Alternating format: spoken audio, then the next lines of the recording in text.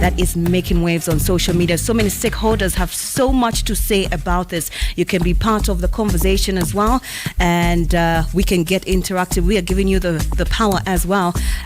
Dr. Kafula, how are you doing? And welcome to you on the show. Thank you so much. I'm doing great. And how are you doing today? I'm doing great. Thank you. Excellent. All right, Doctor. So we are just going to go straight into our conversation. Now, the agrofuels contract for diesel supply and pipeline cleaning, what's your stance on the recent termination? Well, number one is when you talk about open access, maybe we need to just share a little bit on the background of... sorry to disturb you, Doctor. Is it possible if you can speak into the mic? All right, please, yeah. But you're audible enough. All right, thank you. So maybe we could just give a slight background in terms of how we got to where we are now. So just to give you a background, the Ministry of Energy back then did run an advert to advertise for the use of a pipeline when we're converting it from crude oil into finished product. Very few actually turned out because it seemed to be an emission impossible.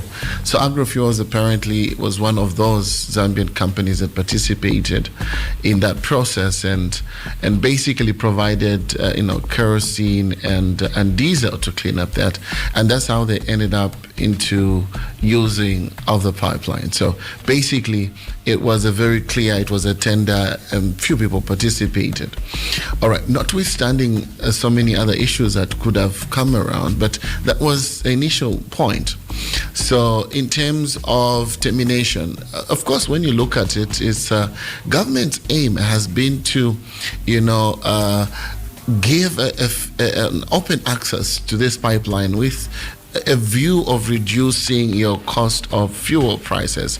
But obviously, in the initial stage, what we did have is that not all of them realized, not most OMCs realized the benefit of a pipeline. They thought it's going to be an emission impossible. So there was only probably a few among them was agrofuel. So obviously during that period, because of the investment that was done, prices were a bit, escalated, and so concerns started popping up. But really, at the back of your head, we need to understand that government's aim was to move away from, control of bringing in petroleum products, away from debt, rebates, and all that kind of thing, as accrued in the past. So there was this transformative approach to make sure that the sector is private sector driven, private investment driven, and so that the forces of the market could determine your cost of price. Okay.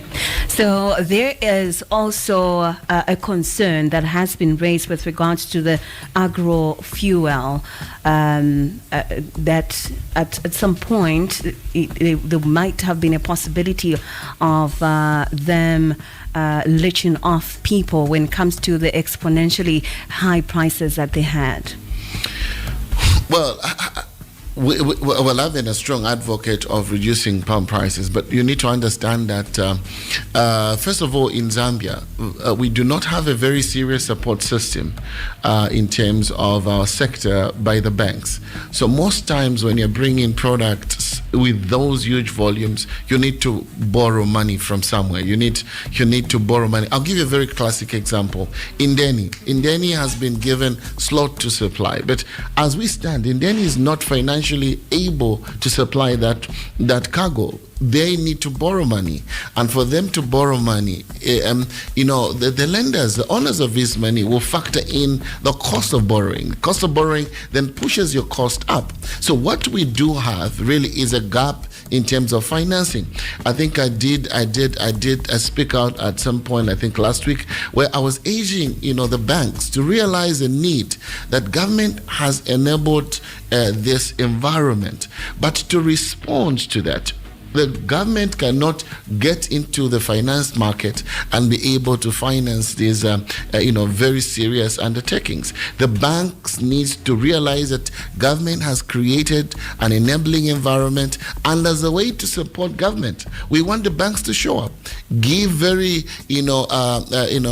affordable cost on instruments, be able to create solutions that speak to government policy and direction. That has been lacking, because in the absence of that, no matter how much policies that you have, no matter how good of a president, no matter how good of a party that you are, you do not have the financial muscle to do it.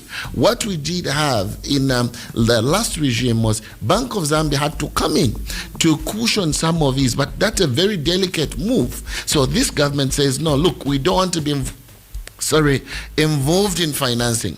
We want you to look for the funds. We'll create an enabling environment, a competitive environment. Go for it. So basically, I think that it's an issue speaking to the finance itself. Agrofuel is one of it. I do understand. I'm in this space, so I understand that for you to bring in, a performance bond, you need to have collateral. And that's huge volume for 12 months. How are you going to do that? So they would definitely go and borrow. This is very realistic. And if they're going to borrow, and the owners of that money factor in a particular cost, and so what happens? Your cost of prices go up. The problem is not agrofuels. The problem is not Indeni. The problem is our financial sector that is not supporting government effort in deliberating, the open access policy, because the two speak to each other. Okay, now, Doctor, you have touched on some of the challenges that is affecting, I would say, the oil marketing companies. What other challenges do you say have also the oil marketing companies faced in accessing the Tazama pipeline under the previous single-sourced arrangement? Well, number one, like I've said, I think that this government has tried as much as possible to liberate the system in as far as single sourcing. As we can see now, we've got over 18 OMCs trying to access or given access to the pipeline. But the most critical part is the most important question you should ask yourself: if Kafla Mubanga and company today decided to use a pipeline, a government would deliberately say, okay, fine, here is access to the pipeline, bring in your cargo. Does Kafla Mubanga have enough collateral to be able to man up to that responsibility? As we speak, some of those OMCs that have been awarded these contracts their cargoes have not come in. Okay? Now, if, for instance, there was no product in the pipeline, you and me today would have had a serious crisis. Why? Because of capacity issues. And that capacity issue is speaking to how liberal our banking system should be. They should be able to man up. First of all, they should be able to see an opportunity. As we speak, why have the cargoes not docked? Why have the cargoes not berthed? Because there are logistical challenges. Partly is finance, partly is experience. To move in cargo is not like moving in by road. You do your spot purchase and you come back. It's a whole process. You're moving product from the refinery all the way. You're shipping, you're docking, your berthing process. It's a whole process. You need somebody with experience. And if I were sitting on a technical committee that is looking at the tendering process, one of it is experience. What's your exposure? It's very possible for you to say you're going to supply, but you understand that the lifeline of this country depends on the energy space. So if I give Kafla Mubanga because he's my cousin, then I'm actually going to cause a serious danger. It's very important that the due diligence is done not only by Ministry of Energy but also by investigative wings. What's the capacity of this particular OMC that we're giving to trade? So these are some of the issues. Some of them, they just think, oh, it's a tender. I'm going to bring it up. But do you understand the logistical support system that is required? Do you understand the process? Do you understand refinery relationships and things like that? So the timelines, because it's very possible you speak to somebody who's an agent and tell you we'll deliver in 4 weeks. Well, it's not practically possible. So you need some level of expertise, because at the end of the day, you're going to come back and say, this government, look, there's no fuel. They're not working. They have to make sure that this critical component is properly handled. Yeah. Doctor, now, also, there should be an eligible process for AMCs to access, that is Tazama pipeline as well. Now, when we talk about the open access regime, government through the Ministry of Energy Permanent Secretary did issue a statement, that is to Mr. Peter Mumba, who refuted claims saying that government is not favoring any OMCs in what way or anything. So how do you believe the open access regime itself will impact competition in the fuel sector? Well, number one is quite demonstrative. Where we are standing now, we do not have single use of the pipeline. Like I've said, we have 3 companies that we are given a slot, including Indeni, we're given a slot, and so on. So obviously, I think the PS is coming from that background, that government is making strides to respond to this niche and these needs. But in terms of the impact, definitely what happens with the open access, I want to believe what was behind the head of state at that time was, how then do we create competition? Because it's only competition that will reduce your palm price.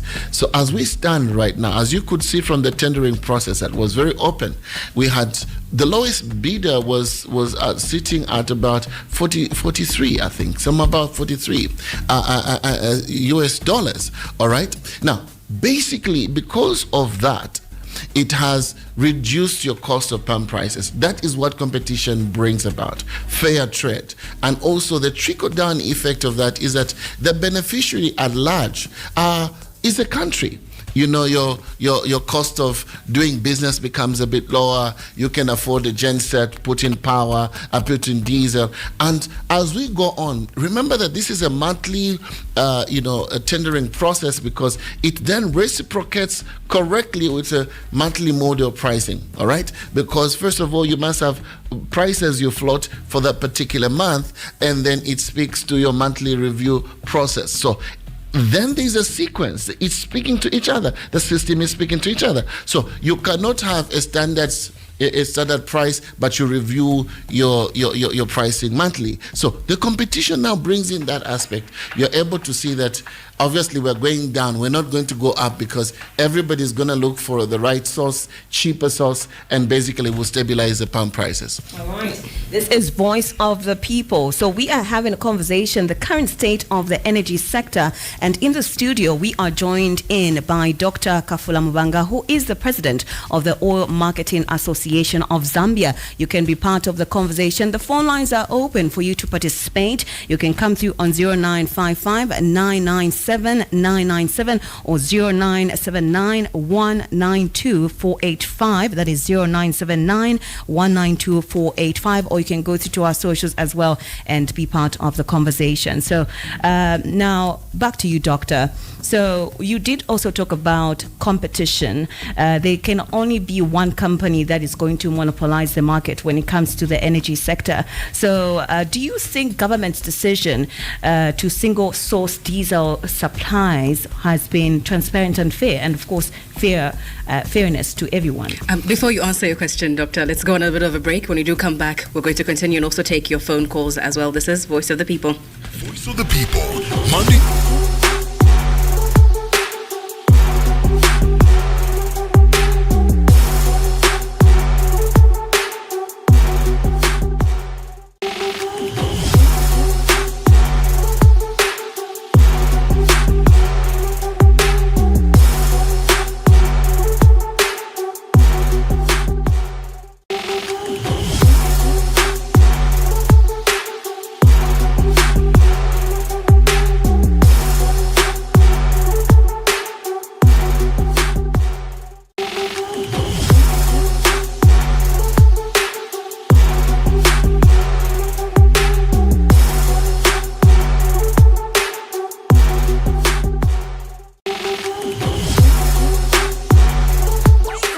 Zambia.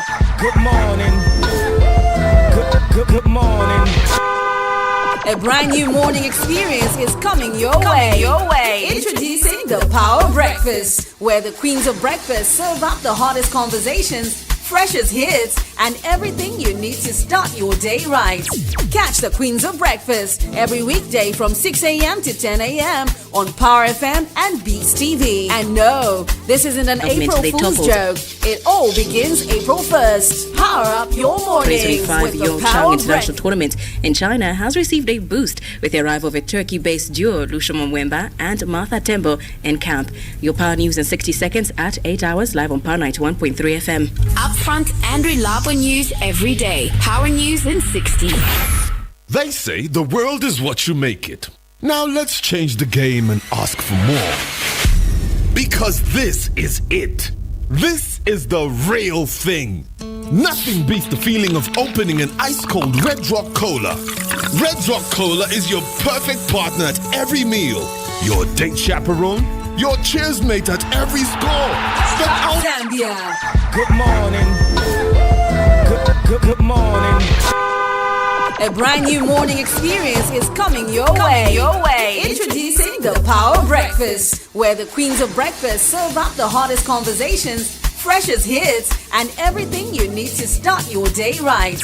Catch the Queens of Breakfast every weekday from 6 a.m. to 10 a.m. on Power FM and Beats TV. And no, this isn't an April Fool's joke. It all begins April 1st. Power up your mornings with the Power Breakfast. Power Breakfast.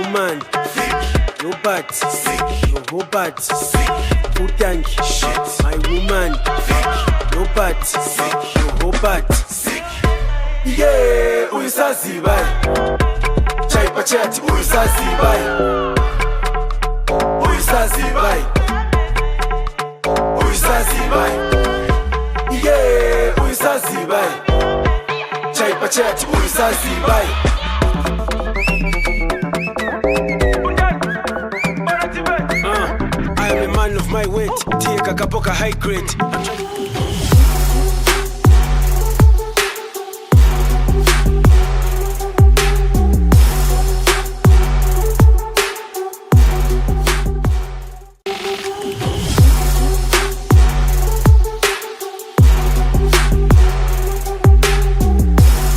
This is the Power Breakfast with the Queens of Breakfast, and today we are hosting Dr. Kafula Mabanga, who is the president of the Oil Marketing Association of Zambia. In case you are joining us, it is Voice of the People, a segment brought to you to, of course, tackle on a lot of issues. And today's topic of discussion, we are talking about the current state of the energy sector. Now, before we went on a break, I did pose a question to you, Doctor.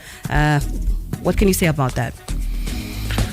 Okay, maybe just for the sake of recouping, just maybe please proceed in asking again. Okay, the government's decision to single source diesel suppliers has been transparent and fair, and you did talk about monopolizing the industry as well. So my question is government fair enough? Because there can only be one company that is dominating the market. We do have seen that agrofuels affect fuel prices and consumer costs, and as well as monopolizing the energy sector. So what is your take on that? All right. Well, like I said earlier, government has made a lot of strides to change the narrative. Where we're currently sitting is that we do not have any monopolistic approach to supply to the pipeline, because like I indicated, we have over 18 awards of OMCs that were given to use a pipeline, and that definitely then dilutes the monopolistic approach. But I also did give a background from where we're coming from as to how we landed to where we classified it as a monopolistic approach. In essence, it wasn't. It's a fear that OMCs had to, tender for, support to clean the pipeline, and I think that there's been, people were construed when you talk about, agrofuels being given, to clean the pipeline. Agrofuels didn't clean the pipeline. Agrofuels provided diesel. Tazama had different quotations, and they then requested. They said, "Okay, fine, we can clean the pipeline. We want somebody that can provide diesel and paraffin, kerosene, if you like," and that was what was provided for. But then capacity at that time for Kafula Mubanga and Company, they couldn't finance that process, and if you put in resource to that effect, you are given the first opportunity to use a pipeline. So I think that it's coming from that background. So maybe we needed to appreciate the background to exactly get to where we are. So as we stand, obviously, speaking to the benefit of the of open access is, like I mentioned, the trickle-down effect is what you're able to see today. When you go to your filling station out there, you have a 2 kwacha plus to save. And that is as a result of competition. And we're not ending here. Government is not ending here. The government of His Excellency Hakainde Hichilema is trying to make strides to ensuring that your prices come down, competition is fair, and like I did mention, agrofuels is only a part of the industry, and they're also participating in their own right. So basically, they are not an alien; it's a local company, so they will have to participate, just like any other engine, Total, whoever you're going to talk about, they are going to participate. All government wants is, do you have a competitive bid? If you have a competitive bid, Kafula Mubanga and Company, go and proceed. The minister is very optimistic about these issues. I've interacted with him. His aim is to make sure that we try and bring product to almost 20 kwacha, become more competitive. But that's going to take a lot of process of ensuring that there is competition and support in terms of the open access policy. All right. You can be part of the conversation. The phone lines are open. The number is 0955 997 997 or 09791 92485. That is 0979 192 485, and be part of the conversation. We are talking about the current state of the energy sector. Yes, we are. And in case you're just joining in on the conversation, there was, I would say, a press statement that was released where the ERB wished to put into perspective the impact that the implementation of the Tazama Open Access would have on the price of diesel. So essentially, open access refers to the policy framework that allows lots of players or multiple players within the petroleum industry to utilize the Tazama pipeline for the transportation of diesel. And this comes with so many other benefits, I would say, so such as the trickle-down effect eventually would be now possibly going to the reduction of fuel, which then affects how much we pay when it comes to our bus fares and so much more. Now, aside from just that, Dr. Mubanga, would you say, are there any other, possibly other reforms that you would propose to ensure equitable access to the Tazama pipeline for all OMCs? Well, I would say that, the open access policy, in as far as the pipeline is concerned, is a game changer. It brings in a fair playground and fair competition. It is not restrictive. Government has ensured that from 3 who were given the tender, you have 18, and it's still open to those that can do it. Of course, you must be very interested to know that it's very critical for government to vet the capacities of these OMCs that are given the tender to supply, because like I did say, you need expertise. You just don't come from home and say you're going to supply fuel. You have not been to understand the dynamics at the ports of discharge. You have not understood the process of berthing a vessel. You have not even understood how a vessel is loaded, or the documentation, the requirement, the financial muscle. And that process is not just going to be done by Ministry of Energy. It requires a lot because they are restrictive to their regional bounds. So you have all these security wings that could help to vet, understand their relationships, but also you need to understand that it can also be a conduit of cleaning what do you call it? Illegal financing, so illicit financing. So the government plays a very big role in investigating this sort. These are huge sums of money that require serious vetting process. So government wants to ensure that when you are on board as Kaflamang and Company saying you're going to supply, they need to understand, are you bringing in clean money?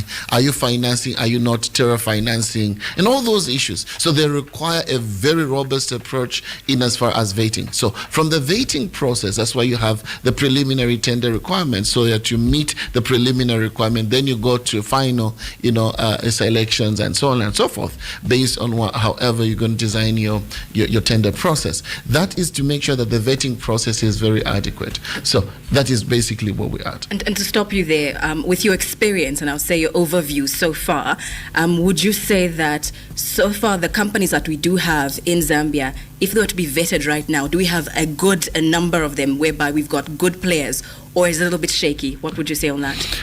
I want to believe in our security systems. I want to believe that they're doing a good job, and they are doing a great job in as far as vetting process. So before the Ministry of Energy does authenticate the process, our systems will have vetted and approved. So they will have gone beyond what we could be questionable. And if you are selected, then obviously you've passed the test. So we can safely say we are safe at the moment. But I was trying to just give you what happens in the background, that it's very important that you understand that Ministry of Energy does not operate in isolation. It operates with a lot of other stakeholders. So basically they come in board to ensure that quality assurance is given in as far as supply is concerned. And we avoid the process of illicit money laundering, and all that process comes into perspective. So basically these are all internal processes that happens beyond the scene. So when you see the output, it means that there's a lot of work that has been done. But let me just quickly also commend the MD for ERB. He has been a very robust man, very open to policy. That's what you need in an environment where you have to enable business, thrive and be able to be open to policy issues. So when you're too restrictive, you're not open to systems, and that has got a direct impact on the business process. But I think that ERB now is taking in a very human approach. It's not a policing type. It's more hearing, and people can offload suggestions, and these will help us build a very long-lasting solutions to our energy space. Now, also talking about the ERB, the Energy Regulation Board, and they have been doing this fuel monthly pump prices review, and a lot of stakeholders on the market were complaining of the inconsistencies. Like you said, there is a human aspect now that can involve other people and make suggestions. But going forward, do you think we need to be doing this fuel monthly pump prices review, because of course it's going to affect the economy at a larger scale? Yeah, that's a very genuine concern, and that's a genuine concern. I say so because that's what every end user would want to hear. We're coming from a very diverse approach in terms of, quarterly review. And so we were so comfortable, that 3 months from today, that's when government will. But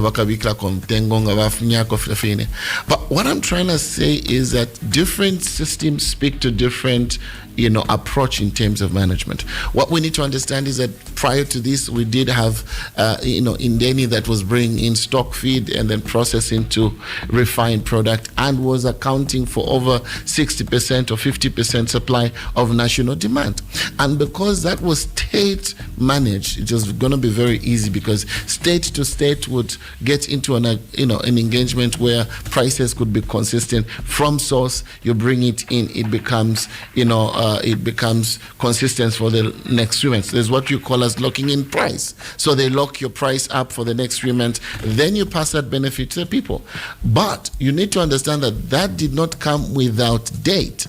We have now the date that we had accrued because Indeni was not making profit. It was not running at full capacity. So manpower and all that. And so it accrued debt, but the sector at large accrued more debt because where there was deficiencies in running Indeni, a government then engaged, refined product or AMCs to bring in refined product, which was again on debt, and that's how we arrived at the debt backlog that we have. But this government says, look, we don't want to be involved in this process. We'll just give you an enabling environment. You thrive as a business. Put in your investment, make your profit, but we'll regulate through, Energy Regulation Board so that there is no exploitation of our people. So that's what government has done. They are not accruing any date. And that is a perfect way to run the sector. The sector is running on its own. And all the government does is to get its revenues because of the activity running through ZRA and so forth. So to answer your question is, if you move these to 2 months or 3 months review because now you're bringing in finished product is practically impossible because your prices on international markets are determined every month. So you'll be falsifying or exciting people to say, let's review this in 3 months. That's very impossible. You could only do that when we could be able to bring in your stock fit. Now that we've converted the pipeline to transporting finished product, it's practically impossible. Yeah. So, but the benefit of it is that we can be guaranteed that there will be competition in bringing that product, pushing your prices down, and stabilizing the economy. All right. Be part of the conversation. 0955997997, and you can come through and be part of the topic of discussion that we have, which is the current state of the energy sector.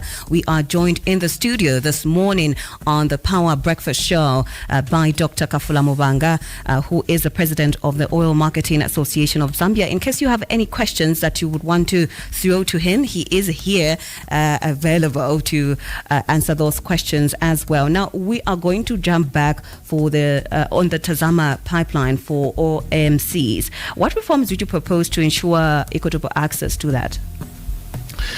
All right. For now, Tazama has the best practice in as far as open access, and like I did say, that it provides the right to participate by every registered OMC, and that's the best that we could have. Of course, when we look at what has been happening now, the monthly tenders, that's the best model because we have to confine ourselves to international practices. When you go to Tanzania, that's a practice they do. You have to have bids, the best price every month, so that ERB then aligns that. But to answer your question in depth, one of the issues that obviously can be done is to reduce the cost of using the pipeline. Tazama needs to also come on board to be able to contribute to government's efforts by reducing their rates so that, it marries with the efforts that the OMCs have. You cannot have the OMCs on the other side working on their cost and leave Tazama thriving at an abnormal cost cost or not making effort to reduce their user fee rates. That is very critical for us, because if they remove even a little cent, it will add on to benefiting the Zambians. It will then further reduce the cost of doing business or the cost of product. So basically, on their part, they need to review their rate and be able to look at that. Yeah. And the Energy Minister, Mr. Makoza Chikote, highlighted that over 200 billion US dollars, million rather, is needed to pump in the Indeni refinery that is expected to be fully operational very soon. Now, with the agro-fuel actions as well, is there a possibility that there might be a shift of people now going to flood the market for the Indeni refinery that is the company itself?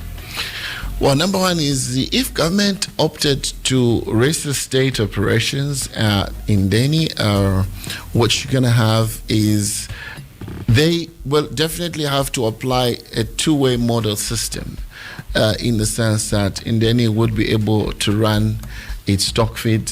And I know that the expansion on the pipeline will be very critical at that point. You can choose. You can have 50% coming through as finished product, 50% because even at the point when Indeni is fully fledged with that sort of investment, it does not meet our national demand. All right, and remember, yes, from the stock feed you have different products, heavy fuels, which is HA4. You have petrol, kerosene, and so on. Yes, that is part of it, but also that only accounts for less than 50%. So how then do we intend to move the next 50% of national demand? And remember that it's a refinery, and the refinery has got its own breakdowns. Where you have a breakdown, what happens? So you can have the pipeline bringing finished product and also moving in crude. It's your choice.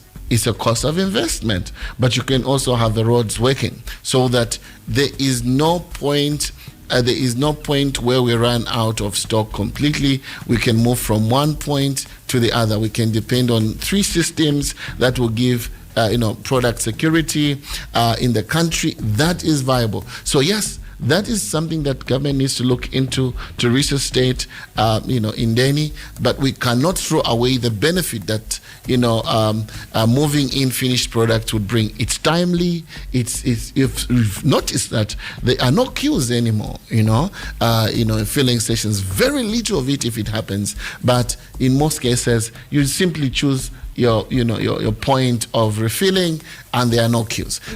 Yeah. I just want to argue with that. Yes, so there was a period when we had a shortage of fuel, and people have been crying for cheaper fuel to be supplied on the market. How best can this be done? Because fuel is getting expensive by the day. Excellent. So number one is that we cannot eliminate completely the possibilities of us having fuel shortage. Number one is because we're not an oil producing company. Country. So basically, we will have variances at some point or the other that is due to maybe ships, vessels not docking in time, or challenges at the post of discharge. These are some of the technicalities that come with this industry. So you can't. That's what we're saying. If you diversify on a threefold approach, you are safe. You can bring through road, finished product, crude. That secures your supply system. In terms of cheaper fuel, like we're saying, all this effort that you're talking about, Minister, announcing about Indeni, it's an effort to be able to reduce your cost of fuel. Because if Indeni is producing, they'll compete competitively and eventually push your prices of fuel down.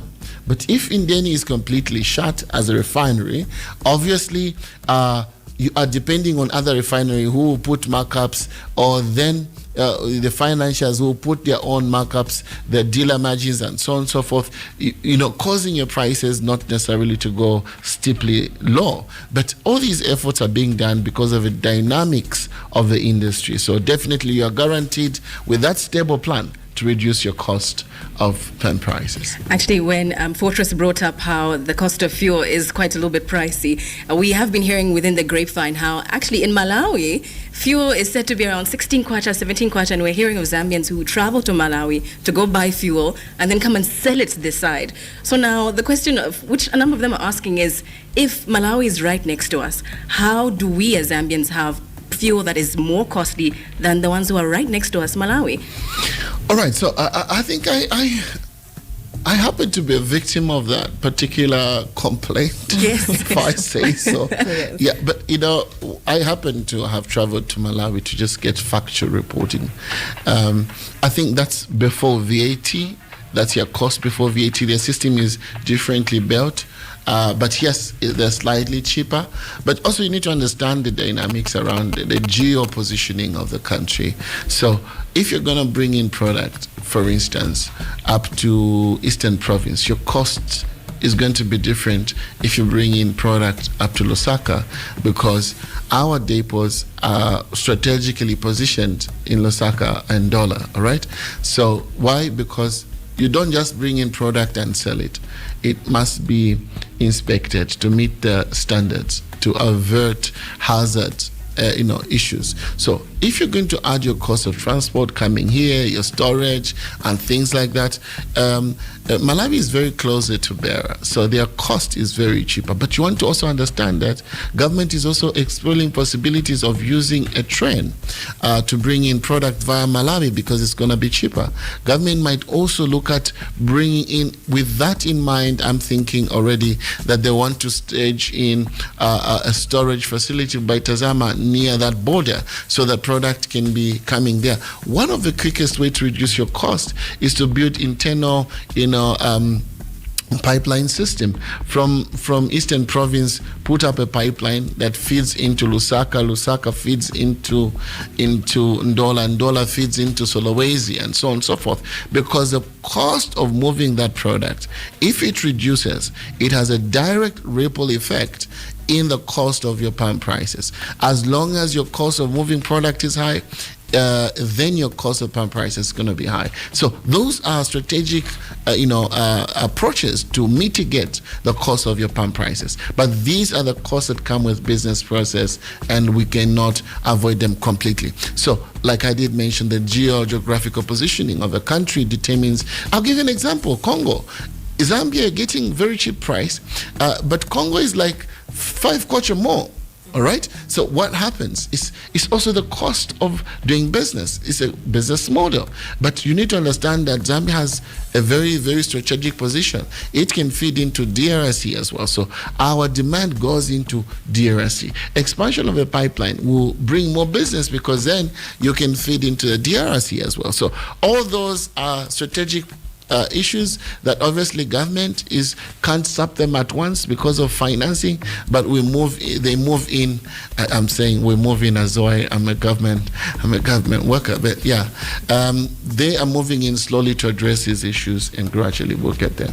All right, you can be part of the conversation. 0955 997 997 or 0979 192 485. This is Voice of the People, giving you the power to be part of the conversation. This is Voice of the People on the Power Breakfast Show. We are going to go on a little bit of a break. When you do come back, we're going to open up the phone lines for you to call us up, send us your messages on what questions you have to ask. And once again, this is the Power Breakfast Show, the Queens of Breakfast. My name is Shakaina. And my name is Fortress. Voice of the People, Monday to Friday from 8:45 to 8:30 a.m. Great morning conversations start here.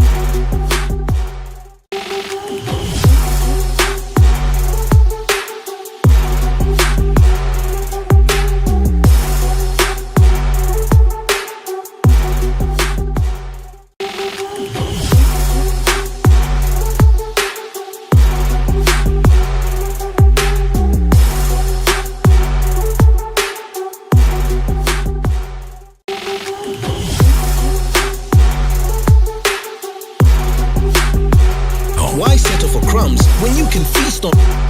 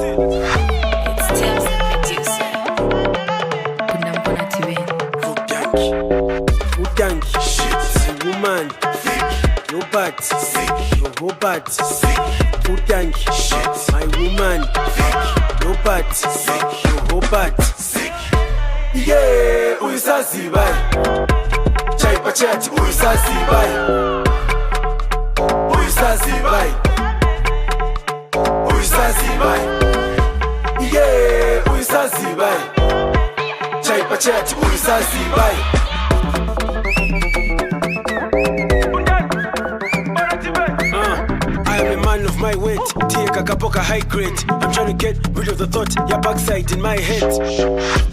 Ukasiriza ka right, nifuno kuchita correct. Iya leta mudilo wa mele singa zime fire brigade. Aba red, naba yellow, ini loko dev. Bopanga chikwela kulima masita na fola bloko dev. Need a red to defend my babe, best friend. Ngani start, I'll spend to the end.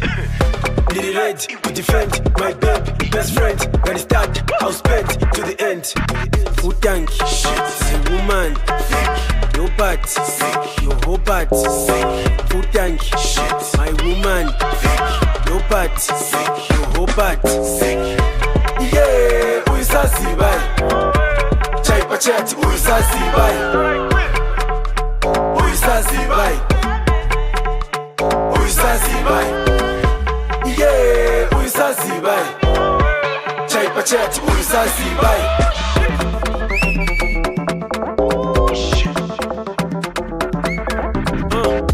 The teacher ndaba kuzangala chabe vigoti parwai lelo ni skanking sweet bunga na yabe ne rastafari. That's why enzo fangula badi kazi ivoni kasai zini za fapona no kuzangala che kuponya vima yesai. Oh yes, let's mash up this place. Yes, I'm so in love with that dress. Yeah, let's mash up this place. Oh yes, I'm so in love with that dress. Utangi, shit, my woman. Your bad, your whole bad. Utangi, shit, my woman. Your bad, your whole bad. Yeah, uisazi bai. Chai pachati uisazi bai. Uisazi bai. Uisazi bai. Yeah, uisazi bai.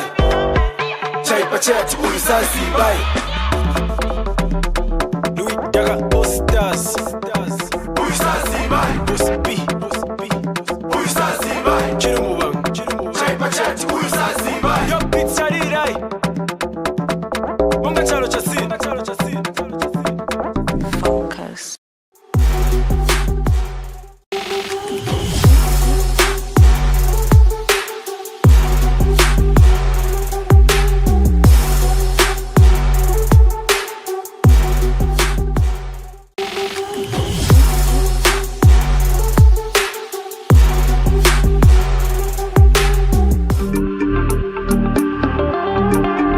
It's Rizzo on the mix. It's JC Links, the Bluetooth, hey, Mr. Sexy, yeah. Ah, eh, ah, mommy, way, ah, eh, baby, yeah, ah, ee. Wakoba oko mutimane, yeah. Watola oko mutimane, uwasekelelo mutima, baby. Ayi, ichibiongo chapane banga chambona. Chinjita baby, sweetheart wamona. Tacha ishivana ina wine na richite mwa. Leche valelo, wate muta. Ichibiongo chapane banga chambona.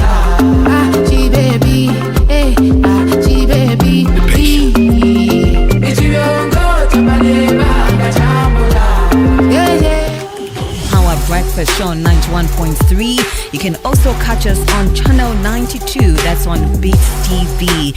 And you can also stream us live. That is via Radio Boss. You can tune in wherever you are, whichever parts of the world you are at. It is that easy. You can also go through to our socials and be part of the conversation. You can send a text or a phone call.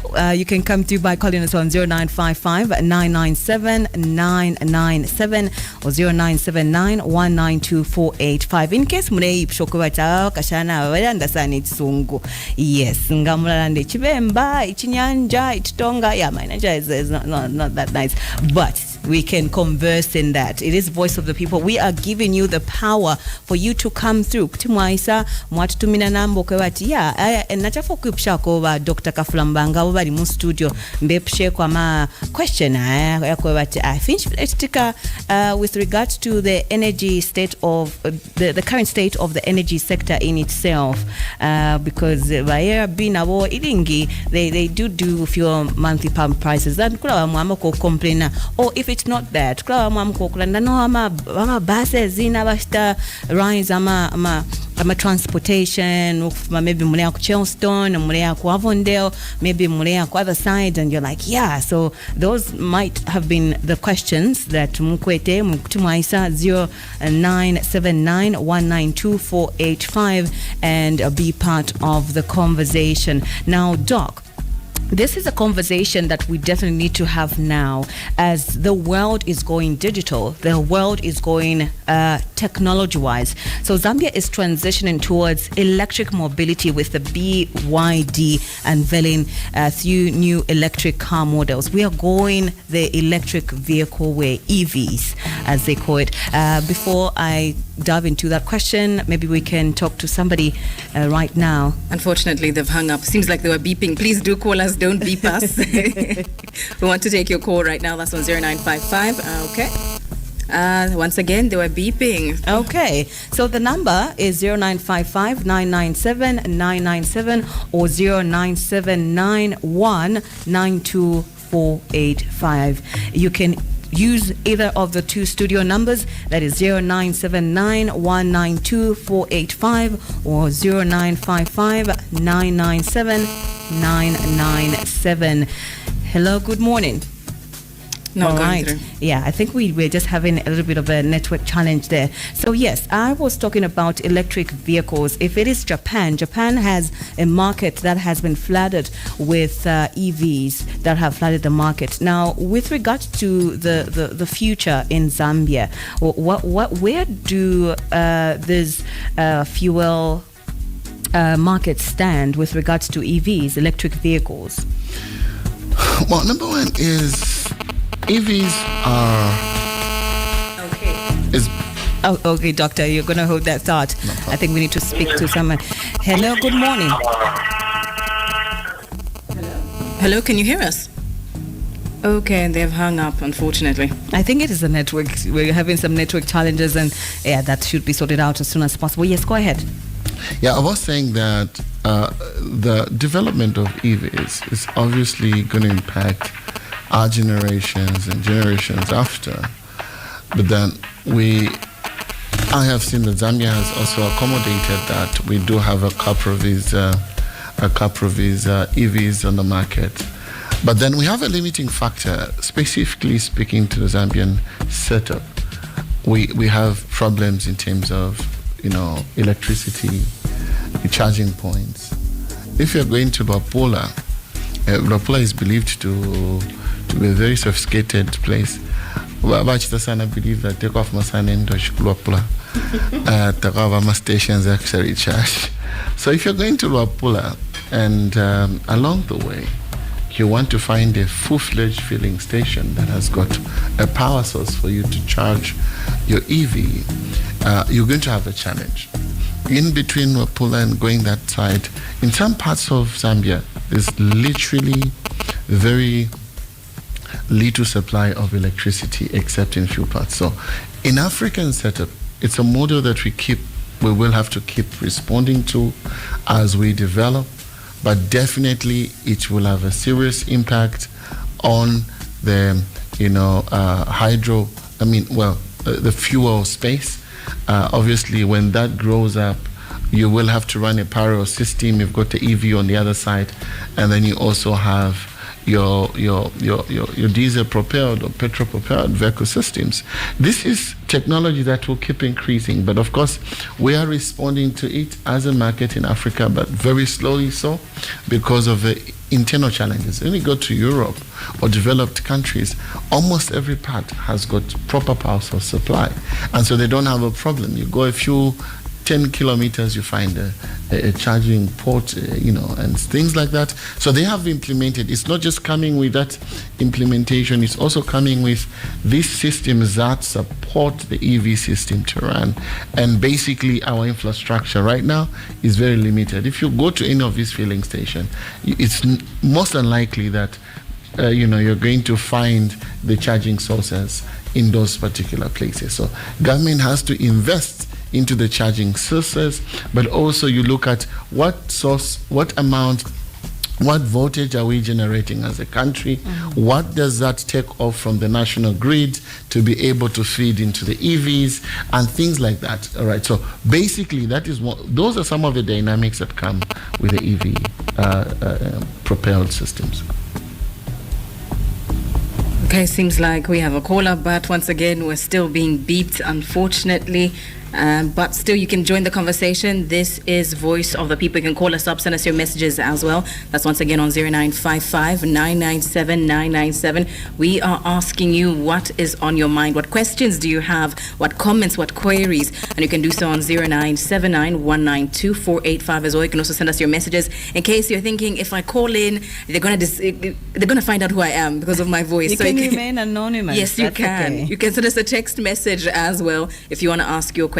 Once again, the numbers to call us up on 0955 997 997 or on 0979 192 485 as we get to still almost wrap up our conversation right here on Voice of the People. All right.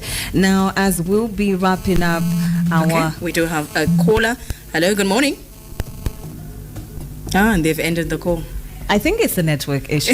It will be worked on through the technical team as tomorrow, I think, it's going to be better.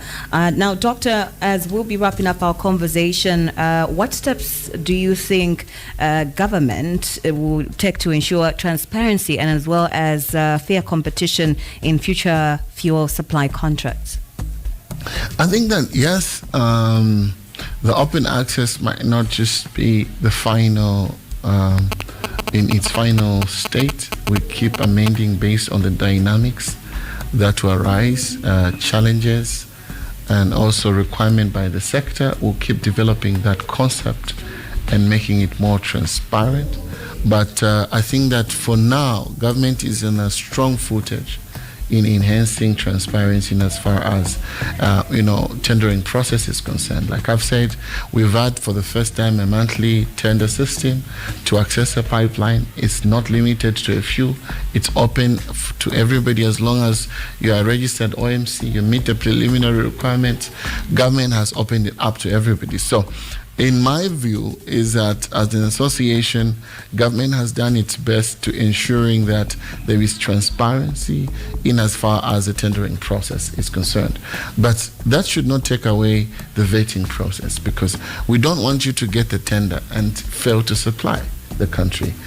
Maybe your vessel has not docked, because then it defeats the whole purpose. I know that it then builds up a momentum for us to create capacity, but these are appeals we are making to the banks that support President Hakande's approach in the open access. It's only beneficial to us. It cannot work in isolation. Our sector is very finance sensitive. It requires huge financing. So if the banks are not supporting the president's directive, then it becomes practically impossible to be able to reduce. So as Zambians, we're appealing to the banks that banks, could you respond to government's call to reducing the pump prices so that there is financing in the country and we'd be able to realize the target that government has towards reducing your pump prices to almost 20. I think the target is 20. All right. That is wonderful. Thank you so much for joining us this morning, Doctor. You've definitely provided a lot of clarity, and especially for those who've been thinking of entering to that space, you say, I've got the credentials, I've got the finances, but I just need the opportunity. And definitely this does give us some hope, and over time we will start to feel the effects of it when we see that the money that we're paying for our bus fares drops, because looking at how things have gone so far with the bread basket, everything is expensive. So it's giving us a sigh of relief. Thank you so much for joining us once again this morning, Doctor. It was my pleasure. Definitely, I can guarantee you the government is on a strong footage, and definitely with this approach, we are guaranteeing you that prices will begin to come down. It's an international practice that has lowered prices of pump prices in most of these countries that apply this model. So definitely, you're guaranteed. Absolutely. That is wonderful. All right. This is Voice of the People, a segment that brings to you insightful conversation that is right here on the Power Breakfast. That is from 7:45 and until 8:45. Yes. So we did have Dr. Kafula Mubanga who was joining us today, and our topic of discussion is definitely current state of energy sector. In case you missed it, you can also catch us live. That is via Bits TV. Voice of the People is a dynamic and interactive radio phoning show that gives listeners